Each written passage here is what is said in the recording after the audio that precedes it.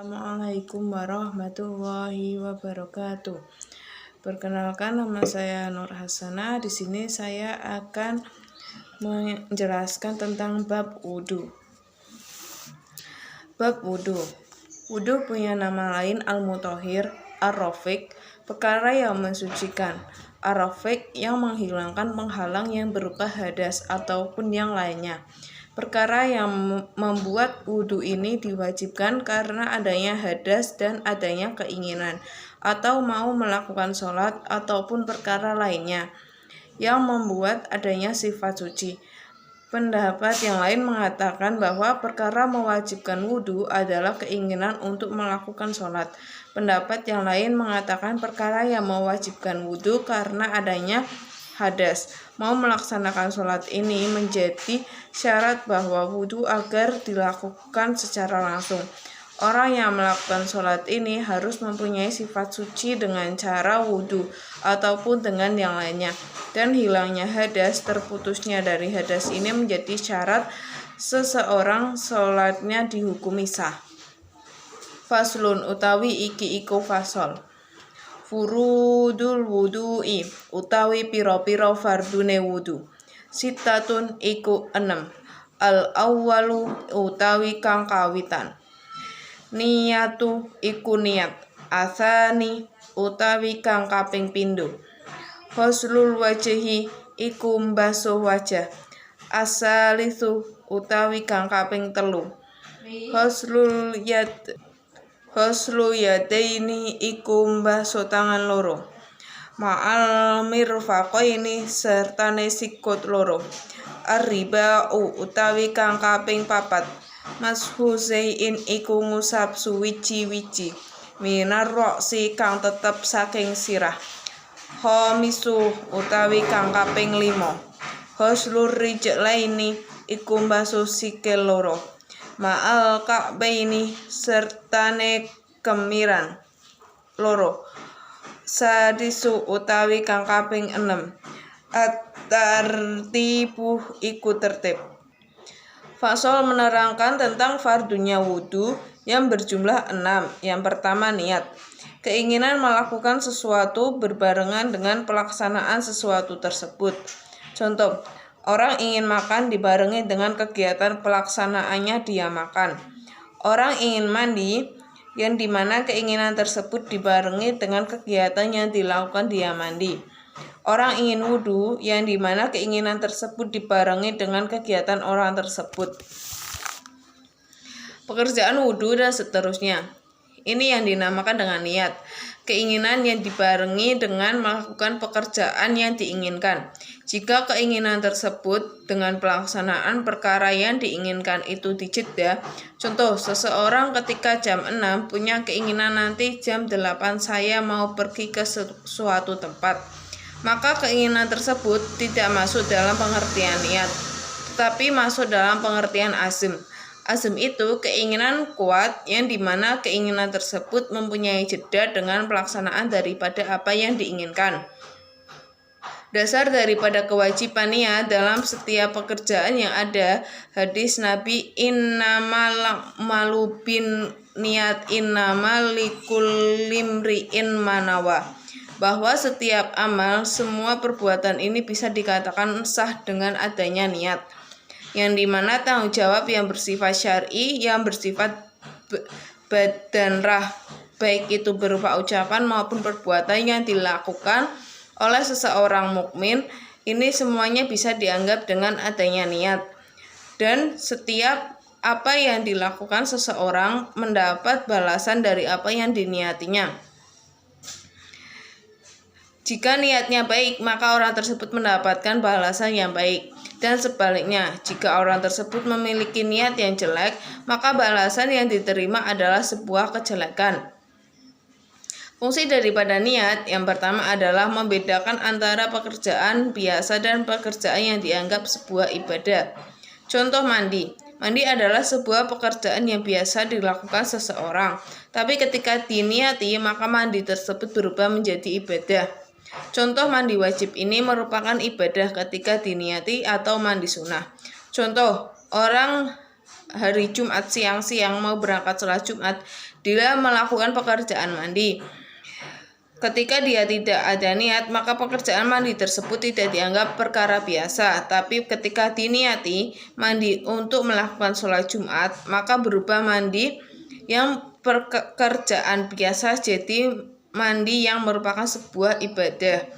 Fungsi daripada niat yang lain adalah membedakan tingkatan dari sebuah ibadah yang dimana sudah diketahui bahwa yang namanya ibadah ada ibadah wajib dan ada ibadah sunnah. Contoh mandi wajib, ketika di situ mandi wajib maka niatnya mandi wajib, ketika di situ mandi sunnah maka niatnya sunnah, atau mandi hari raya atau sholat Jumat. Perlu diketahui bahwa ibadah wajib itu pahalanya lebih besar daripada ibadah sunnah. Sekarang tentang praktek wudhu, di mana niat ditempatkan pada waktu membasuh bagian pertama dari wajah. Seseorang membasuh wajah dan niatnya tersebut dibarengkan dengan pembasuhan bagian yang pertama kali.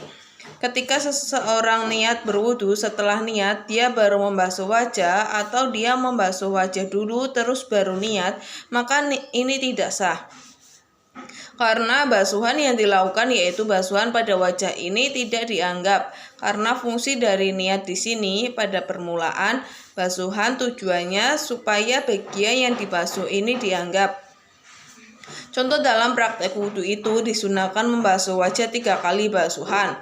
Ketika basuhan pertama dia tidak niat, dia berniat pada basuhan kedua, maka yang dihitung adalah basuhan yang kedua yang dibarengi dengan niat. Kemudian tata cara daripada niat wudhu ada 3. Yang pertama, orang tersebut niat menghilangkan hadas atau niat bersuci dari hadas atau niat bersuci untuk melakukan sholat. Yang tengah niat nawaitu rafhal hadasil lillahi ta'ala, itu sudah cukup. Yang kedua, orang tersebut niat supaya diperbolehkan melakukan sholat atau perkara-perkara selain sholat yang membutuhkan adanya wudhu. Contoh niat nawaitu istibahat sholat atau saya berniat agar diperbolehkan melakukan sholat. Yang ketiga, orang tersebut niat melakukan fardunya wudhu atau niat melakukan wudhu. Contoh dalam bahasa Arab, nawaitu fardul wudhu atau nawaitu ada'al wudhu atau nawaitu al wudhu. Meskipun orang yang niat ini anak kecil atau orang tersebut melakukan tajdidul wudhu itu orang tersebut masih memiliki wudhu, terus orang tersebut melakukan wudhu lagi. Maka di situ niatnya harus ada'ul wudhu, fardu wudhu atau niat wudhu. Tidak boleh niat raful hadas karena orang tersebut sudah tidak memiliki hadas. Hadasnya sudah hilang dengan wudhu yang pertama. Itu yang nomor 2, fardunya wudhu adalah membasuh wajah atas batasan yang di situ wajib dibasuh. Dalam melakukan wudhu adalah bagian antara tempat tumbuhnya rambut kepala sampai bawah dagu. Berarti yang wajib dibasuh bagian antara tempat tumbuhnya rambut dan antara dagu. Berarti secara otomatis tempat tumbuhnya rambut ini bukan anggota daripada wudhu, atau bawahnya dagu juga bukan merupakan anggota daripada wudhu. Cuma dalam kaidah fikih ada kaidah yang mengatakan malaya timu al-wajibi labihi fahwa wajib. Perkara yang menyebabkan sempurnanya perkara yang wajib, maka perkara tersebut dihukumi wajib. Contoh, dalam masalah wudhu, tempat tumbuhnya rambut ini bukan bagian yang dibasuh dalam wudhu sementara itu. Semestinya gitu. Cuma untuk menyempurnakan basuhan yang wajib, artinya bagian antara tempat tumbuhnya rambut dengan bawahnya tempat dagu ini harus membasuh tempat tumbuhnya rambut tersebut, maka di situ dihukumi wajib. Contoh lain dalam masalah aurat. Auratnya seorang laki-laki itu anggota antara lutut dengan pusar. Tapi untuk menyempurnakan dalam menutupi anggota antara pusar dengan lutut, harus menutupi sebagian dari lutut dan sebagian dari pusar. Ini wajib. Dalam permasalahan wudhu, perkara-perkara yang tumbuh dalam bagian yang harus dibasuh, maka di situ juga wajib dibasuh. Seumpama wajah seorang di situ tumbuh katakanlah tai lalat yang besar, atau pada wajahnya tumbuh rambut, maka di situ wajib dibasuh.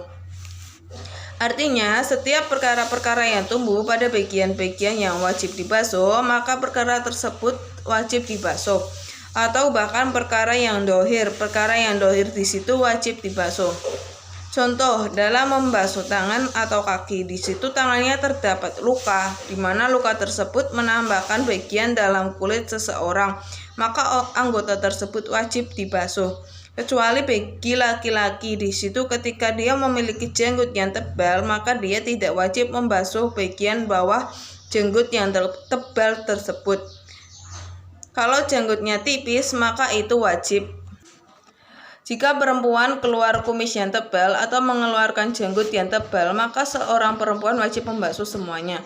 Fardunya wudhu yang ketiga, membasuh kedua tangan sampai pergelangan atau siku-siku. Seumpama ditemukan orang yang tidak bersiku, maka orang tersebut membasuh tangannya dengan menggunakan kadar siku umumnya orang-orang yang sama dengannya. Kemudian, seumpama tangannya terpotong yang menyisakan sebagian siku saja, maka yang diwajibkan adalah membasuh bagian yang tersisa. Yang keempat adalah mengusap bagian kepala. Bagian dari kepala itu meskipun sedikit, kalau dalam kitab istilahnya walau sakrotan wahidatan, meskipun di situ satu rambutnya masuk pada bagian kepala, ketika diusap ini sudah menggugurkan kewajiban mengusap bagian kepala. Yang kelima, membasuh kedua kaki dan membasuh sampai mata kaki. Kemudian ditemukan seseorang yang kakinya terpotong, maka yang wajib dibasuh yang tersisa. Ketika terpotongnya melebihi bagian mata kaki, maka tidak wajib dibasuh, cuma disunahkan. Yang keenam, tertib, yang dimana pengertian daripada tertib adalah melakukan setiap pekerjaan sesuai dengan urutannya. Contoh, niat membasuh wajah, membasuh tangan, mengusap kepala, membasuh kaki. Ini harus dilakukan berurutan. Ketika di situ dilakukan secara acak, maka wudhunya tidak sah. Fasrun, niyatun utawi niat, qasdun syai'i iku nejo suwiji, muqtarinan halih bebarengan apa kasdu, bifi'lihi kelawan ngelakoni azza. Yang namanya niat ini tempatnya di hati, beda dengan talafut atau melafatkan apa yang diniati. Contoh, niat wudhu diucapkan oleh mulut, itu namanya talafut dan hukumnya sunnah. Dan talafut ini kadang juga terjadi dilakukan dalam hati. Contoh, niat wudhu itu diucapkan dalam hati juga ada. Wattalafudu utawi ngelafat biyen kelawan niat, sunnatun iku sunnah, wa waktuha utawi waktune niat, inda khosli awali lijuz'in iku ing dalem nalikane mbasuh kawitane juz, minal wajhi saking wajah, watartibu utawi kang aran tartib, an la yuqaddimah iku yen ta ora diinginake sapa wong, udwan ing siji anggota, ala udwin ing atase anggota kang liya. Pengertian dari tertib ini tidak mendahulukan suatu bagian dari bagian yang lainnya. Adapun masalah kesunahan wudhu diantaranya membaca basmalah, kemudian siwakan sebelum wudhu, membasuh kedua tangan sebelum memasukkan kedua tangan tersebut pada bak air, berkumur, memasukkan air ke dalam hidung, mengusap seluruh kepala, mengusap seluruh bagian telinga, mendahulukan tangan, menggosok bagian-bagian yang dibasuh, mengusap bagian yang dibasuh 3 kali, kemudian membaca doa. Sekian dari saya, kurang lebihnya mohon maaf. Terima kasih. Wassalamualaikum warahmatullahi wabarakatuh.